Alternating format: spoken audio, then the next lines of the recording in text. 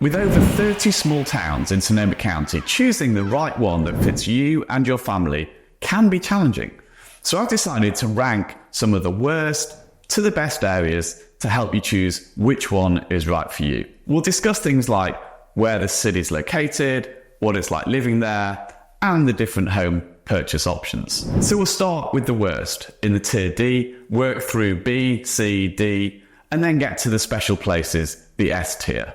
My wife and I used to live in the Bay Area, but before first buying a place up here over 10 years ago, we searched all over to decide which Sonoma County city would fit what we wanted. And now I've helped tens of families move here, just like yourself, and as the number one team in Sonoma County helping buy and sell $78 million worth of properties in a year, I wanted to share everything I've learned and we know about living in Sonoma County to help save you the time, money, and effort. Although this video will be a little longer than usual, it will include information you probably won't find elsewhere online in other videos or blogs, because I wanted to share things even most people don't know until they're locals and actually live here. So starting with the bottom of the list, starting with the D tier. So I'm sorry if you live in Petaluma, but I'm going to put Petaluma at the bottom of the list. Sorry, Petaluma. For the past decade, getting to and from Petaluma, it's been plagued by constant traffic jams, causing a major headache for anyone who wants to drive through or drive to Petaluma. Maybe one day this will be better, but I can't see the end in sight yet. This alone means I would struggle to live in a place like Petaluma. The other thing is the weather. I mean, I am British after all. Despite Sonoma's reputation for a Mediterranean climate, Petaluma often experiences fog, particularly swirling up from the Petaluma Gap, which definitely has an impact on the lifestyle. For example, a friend of mine actually moved to Petaluma and he wasn't made aware of the microclimate, so it was a surprise to him that there were probably only, 10 days a year when it was warm enough to sit outside in the evening. For me, the whole indoor-outdoor living experience is just part of the lifestyle of living in Sonoma County. You just don't get that in Petaluma. The other thing is, for me, Petaluma feels more like ranch and cattle country than quintessential wine country.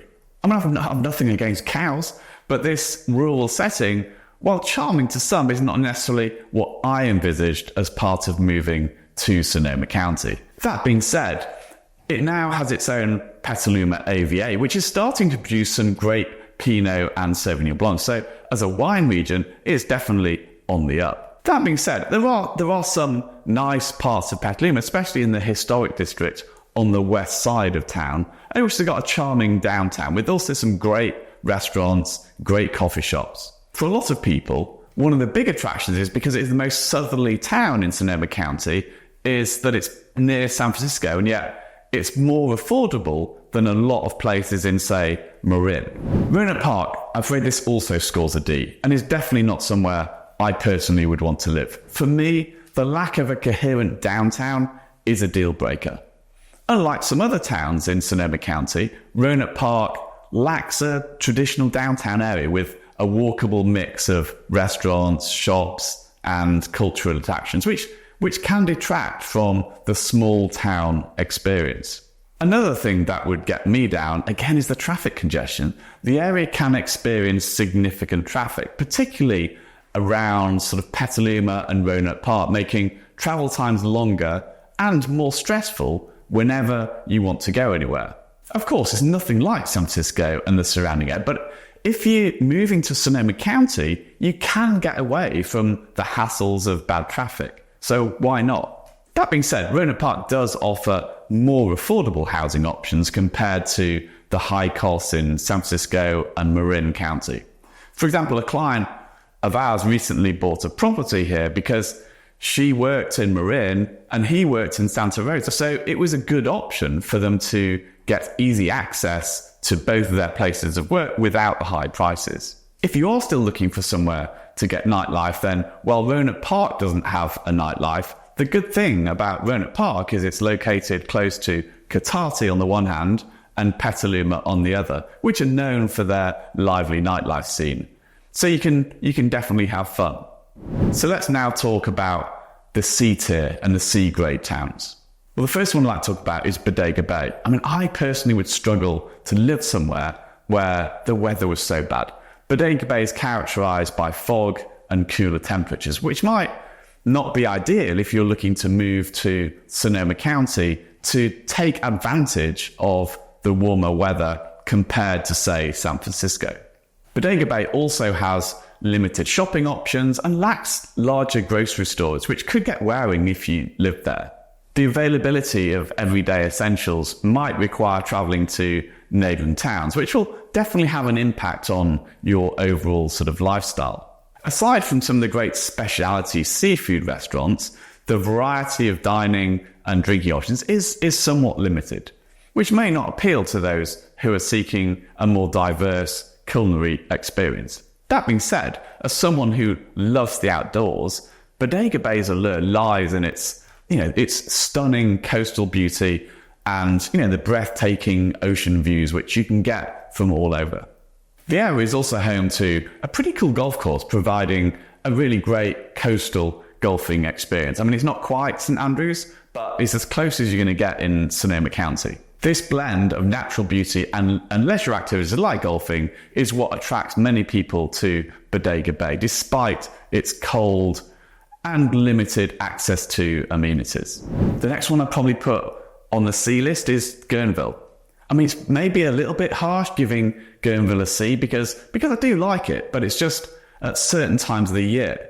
The main attraction of Guerneville is the river and the river lifestyle that goes along with that. The problem with that for me is that in summer, it's just so busy with tourists. I mean, just too busy. I mean, the upside is that for a lot of Bay Area people, it's traditionally been a great place to invest in a vacation rental over the past few years.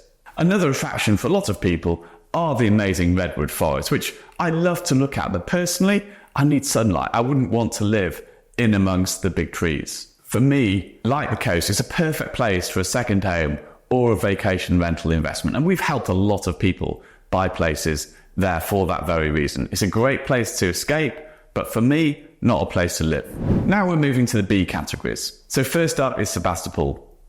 To be honest, I found it hard to decide where to rank Sebastopol. I feel it probably deserves an A rating, but there were just a couple of things that put it lower down on the list for me. It definitely has a small town charm and community feel, and with 7,500 residents, is a really great size with a quaint, laid-back atmosphere and a vibrant downtown area. That being said, there are nearly 20,000 people that live in the greater Sebastopol area, which covers a much wider area. While there are areas more on the south side of the city that feel more like you're in ranching country than wine country, there are some great areas on the northwest of the city which are just stunning and very much feel like you're in wine country. Given its proximity to the coast, as well as access to the whole West County, it's got some great options for living an outdoor lifestyle, including hiking and biking. In fact, I make no secret of the fact that I will often drive to Sebastopol as a great place to start a bike ride, out to Occidental and out to the coast. It's also the perfect place to end up at the end of a ride because you've got the opportunity to go to the Barlow Centre where there are numerous places to eat, like craft breweries and coffee shops. I think it's definitely one of the best things about Sebastopol for me is the Barlow Centre. The reason I can't quite bring myself to put it higher up the list is the traffic. The centre of Sebastopol it's a mess when it comes to traffic flow. I don't know what it is about it, but traffic's always at a standstill crawling through to get from one side to the other. That being said, once you're on the east side of town, you can be in Santa Rosa in 15-20 minutes, so it's not like it's far away from anywhere. The other reason I put it a little bit lower on the list is that the climate is a little more variable, or rather, if you're not careful with where you purchase a place, you may get a much cooler evenings than you bargained for. If you choose a home that is in an area that feels like wine country and is in the banana belt, and you aren't worried about the traffic in the city centre, it could be a great option, and it will cost you a lot less money than the equivalent home in an area like Healdsburg or Sonoma. So while median prices are now over $1 million, actually currently higher than Sonoma, there were fewer high-end $2 million plus homes. So for a budget of 1.5 to 2 million, you can get a really great place. So the other town on the B list is Cloverdale. I mean, it's located 30 miles north of Healdsburg, but it's got a really laid back small town feel with a population around 9,000. And Cloverdale has a rural charm and strong sense of community you just can't find in bigger cities. This is typified by some of the community events that take place, such as the Friday night live summer concerts and some of the events and festivals they put on. The pace of life is definitely relaxed. If you enjoy seeing familiar faces and having hometown vibes, it's a great fit. Cloverdale's location among the rolling hills, vineyards and orchards of northern Sonoma County's wine country make it ideal for those who value the outdoors. Hiking, cycling, camping and paddling opportunities, they're all over, with easy access to Lake Sonoma if you want to hike around the lake or enjoy boating and water skiing. And the other great thing about Cloverdale is it is just that bit more affordable, with median prices at $670,000. This is considerably cheaper than a lot of Sonoma County. There are also a lot of large acre ranch properties. If you are looking for a legacy style property on 20 plus acres, there are a lot of properties that could fit the bill. For example, a client of mine purchased a property just north of the city, which sat on 50 acres, had hiking and biking trails on the property, as well as a couple of structures, as well as amazing views. I mean, they purchased it for less than $2 million. And by the time they've finished, they've put in a pool, they'll have a truly special piece of property. It's a price which is really hard to beat. So why would I not want to live there? For me, there are a couple of reasons. And it seems a little strange because where I live is pretty hot, but it's just too hot, as well as being too far away from amenities such as the stores of Santa Rosa or transport links such as getting to SFO. I mean, for example, from Cloverdale, it would be a 2.5-hour drive to San Francisco.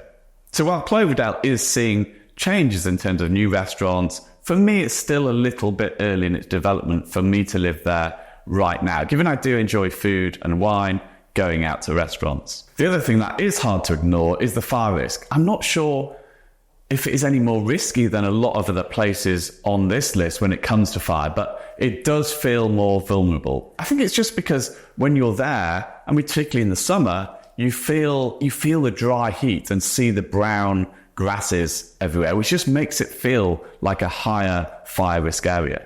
So now onto the A list.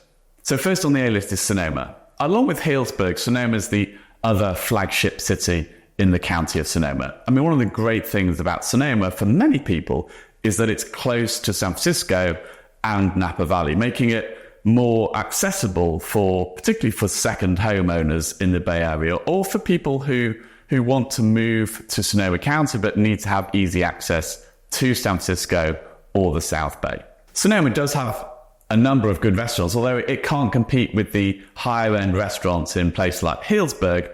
Although when it comes to the wine scene, it is hard to beat, with a diverse range of large historic estate vineyards owned by the big wine groups, and as well as smaller vineyards as well. It's also hard to beat the scenery. Driving around Sonoma Valley with the flat valley floor, as well as the undulating foothills, is incredibly beautiful. It also has amazing access to the outdoors, whether that is hiking in places like Jack London State Park or the Sonoma Overlook Trail. Or if you're a cyclist, you've also got the option of cycling over to Napa Valley, which again, it's a great riding experience. When it comes to real estate, it's definitely one of the more expensive locations, with median prices around the same price as Sebastopol. However, it does have a much wider range of luxury homes compared to either Sebastopol or Healdsburg. In a typical year, there are nearly twice as many properties that are sold for over $2 million in Sonoma compared to Healdsburg. So why does Sonoma not get an S for special grade? For me, it's quite an intangible thing. It just doesn't have the same friendly vibe as somewhere like Healdsburg. Even the feel of the plaza is very different. It just isn't an intimate space where you can easily meet people. I have to say, I've never lived in Sonoma, but I do know people who've lived there, and I've got lots of clients who've purchased properties there. They said Sonoma is more of a don't sit with us mentality, whereas Healdsburg was, in my mind, the opposite. It's like, come and sit with us. I think part of it is rooted in the fact that Sonoma does have a greater sense of history and tradition, and there are a lot more multi-generational families. If I had to generalize, which is clearly always a dangerous thing, I'd say people in Sonoma probably take themselves a little bit more seriously. It feels a little bit more like Mill Valley or Palo Alto, where there's a little bit more of a sense of, oh, look at me, look at how successful I am. People tend to keep themselves to themselves maybe a little bit more. There's probably less of a connection between the people that make the city run and the people who've moved there to enjoy its beauty. The other A-list place is Santa Rosa. There are definitely a number of areas of Santa Rosa that I would happily live in. But because it's such a large area, there are also equally parts that I personally wouldn't want to live in. As the commercial centre of Sonoma County, you'll be closer to more jobs, more transport links, more healthcare and amenities than anywhere else in the county, which is clearly a draw for a lot of people. While some people say that Santa Rosa doesn't really have a central downtown, I mean, that is sort of true, but it does have a number of downtown areas. You can find good bars, restaurants and shops, but it's not like they're all in a small area. It does have some great restaurants and bakeries though, which I often feel get overlooked. It's hard to talk about Santa Rosa as a whole because there are so many different areas to consider when it comes to choosing where to live. If you play golf, then Santa Rosa has the Santa Rosa Golf and Country Club, as well as the Mayakama Country Club, a nationally acclaimed golf resort, as well as the residences in Shiloh Estates, which all have access to the Mayakama Golf and Country Club. So if golf is your thing, you've got a couple of seriously good golf course options on your doorstep. Within the city limits, you've got areas such as Proctor Terrace, Montecito Heights, where you can get homes with, pretty big lots and views, and the McDonald District, the historic district, which are all suburban neighborhoods in Santa Rosa City itself. Then there's Fountain Grove neighborhood, which was obviously badly impacted by the 2017 fires, but which has been, substantially rebuilt. And so it has lots of $1.5 million brand new homes, on a lot of them with views. However, there are also plenty of areas that are much more rural, such as Bennett Valley and the Mark West Springs corridor, where there are some really amazing homes with spectacular views at lower price points than you'd get in somewhere like Sonoma or Healdsburg. It's hard to pinpoint the 2 or 3 reasons why Santa Rosa is a good choice. It just has a diversity of everything and access to everything on your doorstep. I mean, being the largest city in the county, it does offer a blend of suburban and urban living with more extensive shopping, dining, entertainment options. It appeals to professionals seeking job opportunities and a bustling city atmosphere, as well as families looking for a variety of schools and community activities, all while being close to the natural beauty and vineyards of Sonoma and Healdsburg and beyond. So now for the S level, the special destinations. S for special. First one up is Healdsburg. Of course, I'm giving Healdsburg an S because I live here. I think with good reason as well. Healdsburg has been recognised as one of America's best small towns, and for good reason. The town is fast becoming one of California's hottest foodie towns, with more Michelin star restaurants than the rest of Sonoma County put together. Many newcomers find Healdsburg an easy place to integrate and meet interesting people from diverse backgrounds. The centre of the community revolves around the famous Healdsburg Plaza, which hosts numerous community events throughout the year, from music nights to food and wine festivals, which really does bring the community together in both a formal and an informal way. For outdoor enthusiasts, Healdsburg also has a lot to offer. You've got Lake Sonoma near Healdsburg, which is just north, provides extensive hiking and mountain biking trails, and the area is also known for excellent cycling routes, particularly around West Dry Creek, up Pine Flat, towards Guysville and Cloverdale. So being located literally a minute from the 101, Healdsburg is also well located to transport links, including the nearby Sonoma County Airport, which is literally just 10 minutes away, which offers flights to various destinations up and down the West Coast. On top of that, the town's also expected to be connected to San Francisco by the SMART train within the next couple of years, which is really exciting. It's one of the more expensive towns, costing from $1.5 million to find a centrally located downtown home to $2 million for a more rural property. And it's obviously possible to spend a lot more than that. That being said, Healdsburg does have a wide range of living options, from downtown residences within walking distance to the plaza to more rural homes on the outside of Healdsburg. There are also options for those interested in a house with, for example, a hobby vineyard, or people looking more for luxury development, such as the new condos in the Mill District. The other town I would put at the top of the list is Windsor. I mean, people love it for its community and downtown events. I mean, it's ideal for families, and it's got a welcoming community atmosphere, enhanced by a downtown that hosts various events like the Windsor Farmers Market and also concerts throughout the summer.